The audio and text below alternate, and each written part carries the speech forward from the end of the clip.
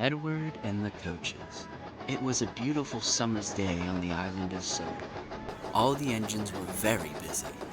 One day, Sir Topham Hatt came to Walsworth Station. Edward was there. "Edward," boomed Sir Topham Hatt, "there are extra coaches on the express service today. Gordon and Emily cannot pull them alone." Sir Topham Hatt continued. "So, Edward, I want you to pull the coaches. You must travel across the whole railway by tea time." Edward was very worried, but he didn't want to let Sir Topham Hatt down. "Yes, sir. I'll do my best, sir." Soon, Edward arrived at Knapford Station. There were lots and lots of carriages. "Oh dear," Edward cried. "There are too many coaches for me to pull alone." Edward felt very nervous and thought he wouldn't do a very good job.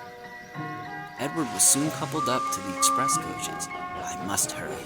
I don't want Sir Topham Hatt to think I'm not a really useful engine anymore." Edward wheeshed away. However, he started off so quickly he left behind 2 coaches, but Edward didn't notice. Edward puffed along the countryside. Must hurry, he huffed to himself. Soon he arrived at Maithwaite Station. James was there. Well, weak old Edward struggling with 5 coaches," James laughed. "Goodness, you really are an old-timer." And with that, James chuffed away with the heavy goods train. Edward was upset. "James is right," Edward moaned. "I'm not a really useful engine anymore." The guard blew his whistle, and Edward steamed sadly away. Later, Edward was resting at Crosby, waiting for his passengers to board the train. Come on, Edward sniffed. "I can't be late." The passengers were cross. They didn't like being rushed about. Edward felt terrible. "I'm going to be sent to the smelter's yard for sure now." Edward puffed away, but he left some passengers on the platform. "Oh no," cried the passengers. "We've missed our train." But Edward didn't hear them. Edward came to the bottom of Gordon's Hill. His wheels slipped, and he felt very feeble. Gordon raced past him going the opposite way. "Clanked out, old-timer," Gordon sniffed, and he disappeared into the distance. Gordon and James must be right, Edward wheezed miserably. He huffed and puffed, and soon Edward was at the top of the hill. He steamed down the other side into the next station. Edward puffed towards Marion. Spencer sped by. Edward felt worse and worse.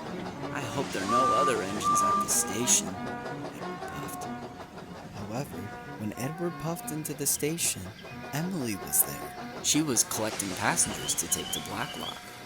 "Look at this," Emily sniffed. "Clapped out Edward is all worn out.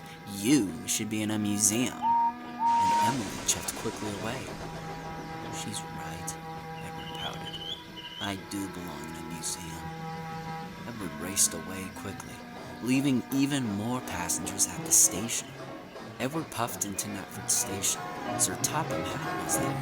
"Hello, Edward," he boomed. "You're back early. Perhaps you can do this again sometime."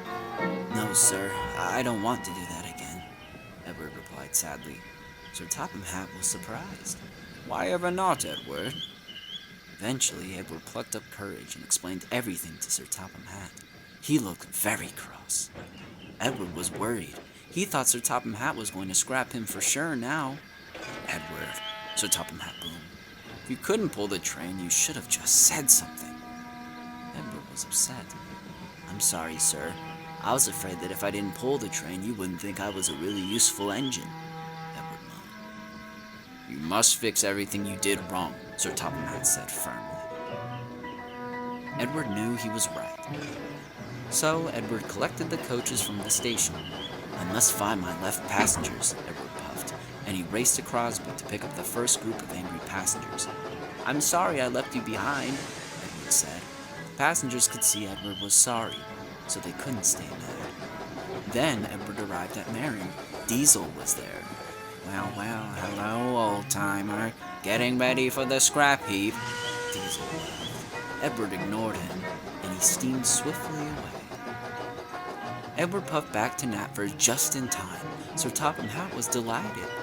"Well done, Edward," he boomed. "You have been a really useful engine, and you made it across the island and back again just in time for tea." Edward smiled from buffer to buffer.